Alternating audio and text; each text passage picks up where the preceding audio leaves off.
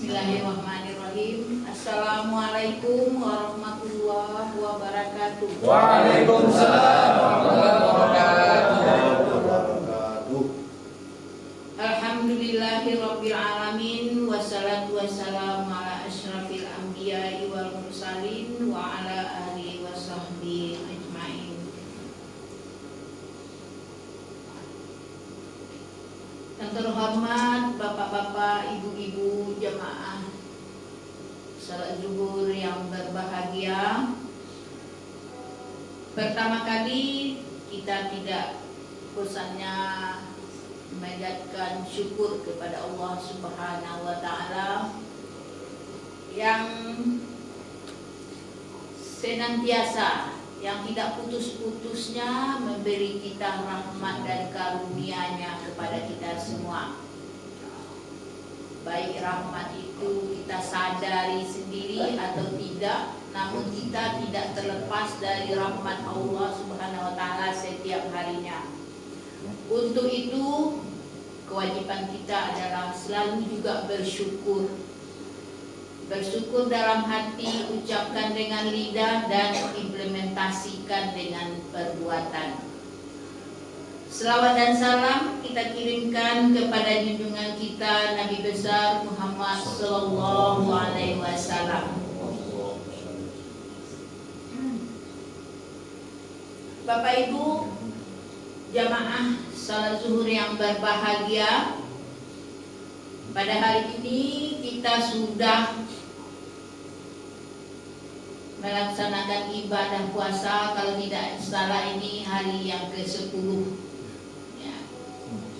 Hari yang ke-10 kita melaksanakan ibadah puasa dan amalan-amalan di dalam bulan Ramadan ini.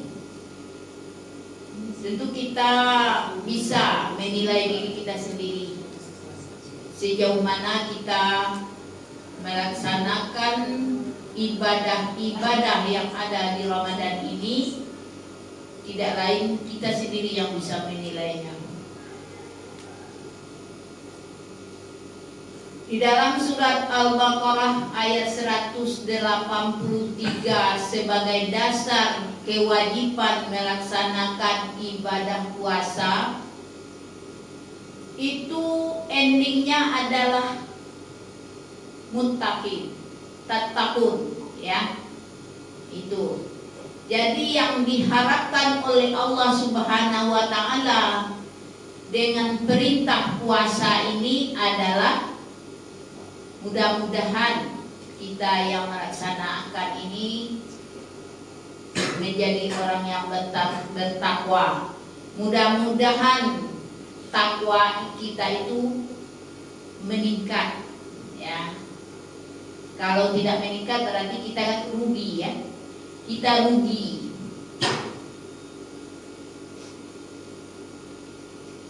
Jadi kita diharapkan oleh Allah Subhanahu wa taala dengan perintah puasa ini kita ada peningkatan takwa kita. Kalau dari umur-umur ini seperti saya yang sudah 62 ini, setidak-tidaknya sudah 50 tahun berpuasa. Bagaimana peningkatannya? Ya, tentu masing-masing kita lah yang merasakan. Adakah meningkat atau malah tambah turun takwa kita? Ada dua cerminan takwa itu. Pertama, cerminan kita itu meningkatnya takwa kita itu takwa secara personal kita. Ya, personal kita misalnya terlihat dari salat kita bagaimana, dari tahun ke tahun bagaimana. Ada peningkatan salat rawatibnya, salat sunatnya. Siapa yang tahu? Itu kita sendiri yang tahu. Kemudian bacaan Al-Quran kita bagaimana, kita sendiri yang bisa mengetahui. Di samping tentu Allah sendiri yang mengetahui. Jadi diharapkan oleh Allah Subhanahu wa taala personal kita itu memang meningkat ketakwaannya. Jadi mudah-mudahan ke depan kita sama-sama sama-sama kita menilai kalau memang masih kurang, masih seperti yang kemarin-kemarin, tentu kita akan berusaha terus untuk meningkatkan supaya kita tidak menjadi orang yang merugi. Wal asri innal insana lafi khusri illa allazina amanu wa amilus sholihat wa tawassaw bil haqq wa tawassaw bis sabr. Yang kedua, takwa sosialnya. Di sana kalau personalnya itu, ketakwaan personalnya itu kita sendiri yang bisa tahu, orang lain tidak akan bisa tahu. Tapi takwa secara sosial itu akan terlihat, ya. Apakah infak kita selama ini bagaimana? Kepedulian kita selama ini bagaimana? Itu di samping ya diri kita sendiri, tentu orang lain juga sedikit ya bisa sedikit melihat. Jadi di samping personal kita, sholat kita,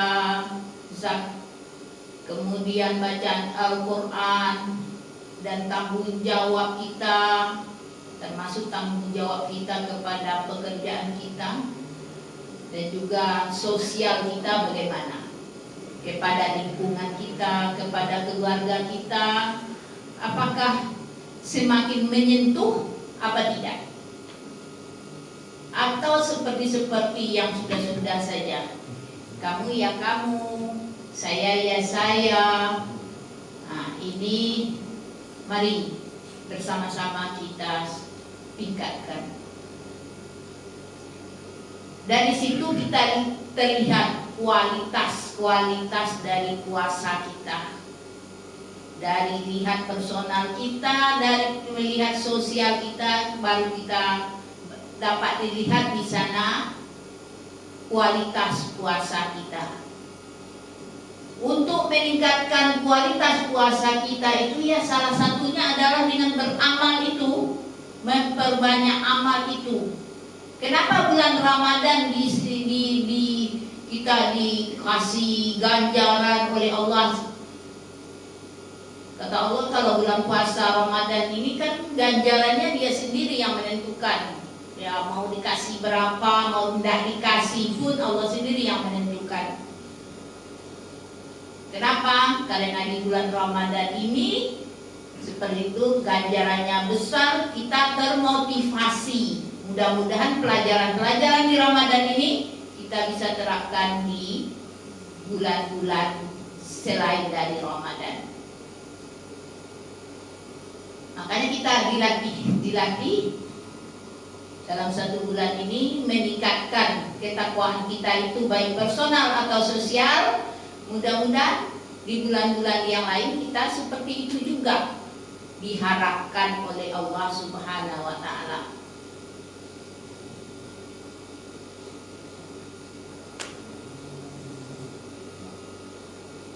Salah satu cara meningkatkan atau memperbanyak amal kita itu adalah dengan berinfak, bersedekah, ya. Di samping zakat yang wajib, kita juga diimbau untuk banyak memberikan sedekah atau infak. Lalu kepada siapa saja yang lebih utama kita memberikan sedekah atau infak itu? Para penceramah, para ulama. Kalau saya ngutip aja nih, mengutip saja bahwa salah satu di antaranya orang yang lebih utama menerima infak dan sedekah itu adalah orang yang sangat membutuhkan. Nah, jadi kita memberi sesuatu itu sesuai dengan kebutuhannya. Kalau sesuai dengan kebutuhan berarti nanti akan orang yang menerima itu terasa sekali nikmatnya, ya, terasa sekali.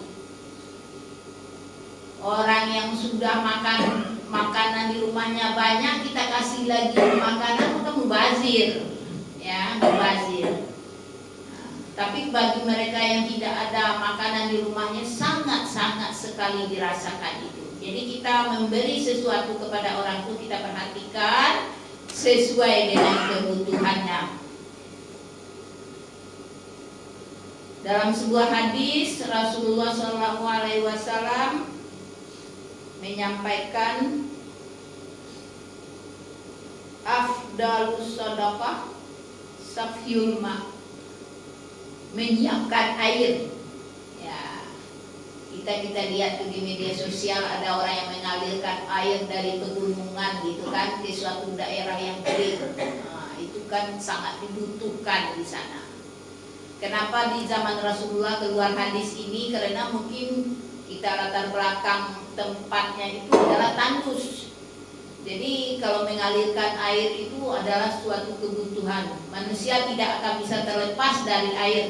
Bisa terlepas, bisa tidak makan sementara, tapi tidak bisa tidak minum. Maka sesuai dengan kebutuhan, pada saat itu keluarlah hadis bahwa menyediakan air adalah kebutuhan utama. Tapi kalau sekarang tidak lagi, ya. Semuanya air ke rumah kita sudah mengalir dengan baik, dengan bagus, dengan bersih. Tentu kita akan mencari, memberi sedekah kepada dalam hal yang lain. Yang tidak ada makanan, ya makanan kita beri. Yang tidak ada tempat tinggal, mungkin tempat tinggal. Atau kemungkinan misalnya ada anak-anak yang sekolah terputus atau orang yang sakit, mungkin dari segi itulah sesuai dengan kebutuhannya. Yang kedua yang lebih utama menerima sedekah yaitu musuh. Ya, ini berat sekali bagi kita ini. Memberi sedekah atau infak kepada musuh kita. Ini sangatlah berat ini.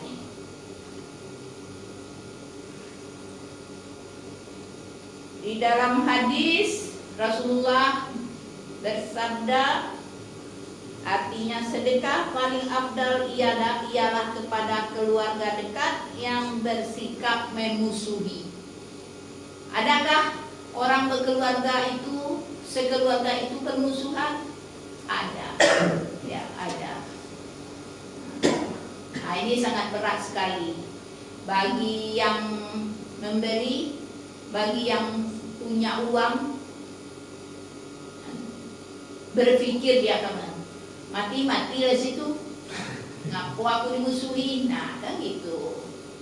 Itu kalau di kampung saya dulu sering begitu kan, orang beraneka kakak itu bermusuhan, itu habis-habisan ya. Jadi nah, bagi yang punya uang yang mau bersedekah mati lah situ, elok orang lain ku kasih. Jadi memang itu betul-betul kita diuji gitu ya. Bagi yang memberi betul-betul kita diuji.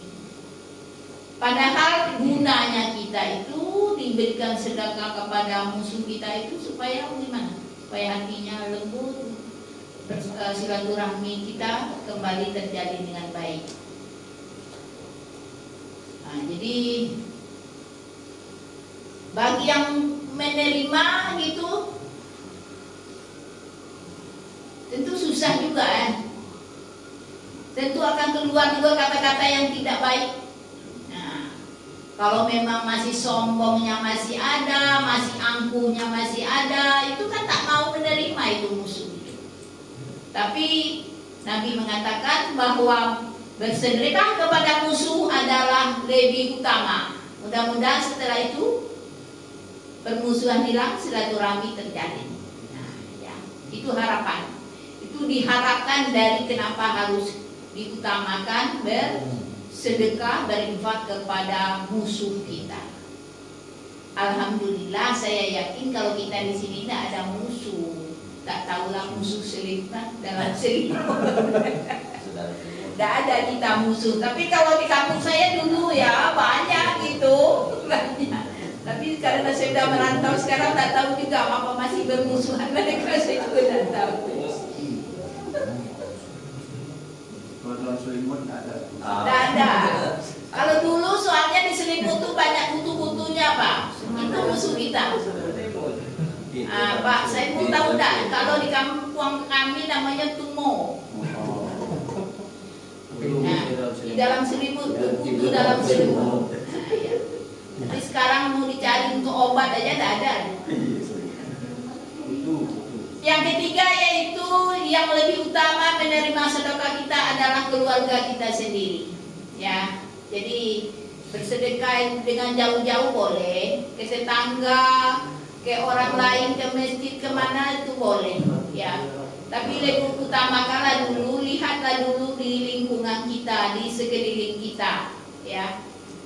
Lihat apakah keluarga kita ini membutuhkan apa tidak. Nah, mari kita lihat dulu, utamakan. Karena kalau kita bersedekah, berinfak kepada keluarga itu dapat 2 pahala. Pahala bersedekah dan pahala silaturahmi. Jadi terhubunglah silaturahmi kita selalu kalau kita berinfak dan bersedekah. Kalau di kampung saya lah, saya ceritain kampung orang lain dan salah pula kan. Kalau di kampung di sekitar saya lah, kalau memberi zakat ya kepada keluarga, misalnya paman apa, yang jauh-jauh lah ya, yang tidak menjadi kewajiban kita, yang berhak menerima, yang kebetulan pula dia miskin menurut kita dikasih, itu tak boleh disebutkan ini zakat. Wah, marah dia disebut zakat. Tapi kalau disebut THR tak apa-apa. Nah gitu. Jadi gitu ya. Tapi gimana caranya lah kita ini supaya kita lebih mendahulukan keluarga-keluarga. Kalau masing-masing keluarga sudah membantu keluarganya masing-masing, tentu tak ada lagi keluarga yang miskin ya. Nah, jadi kita jangan jauh-jauh. Perhatikan terutama nanti mau lebaran ini, mari kita perhatikan keluarga kita, mana anaknya yang tidak punya baju lebaran, mana yang belum ada kue, mana yang kita perhatikan.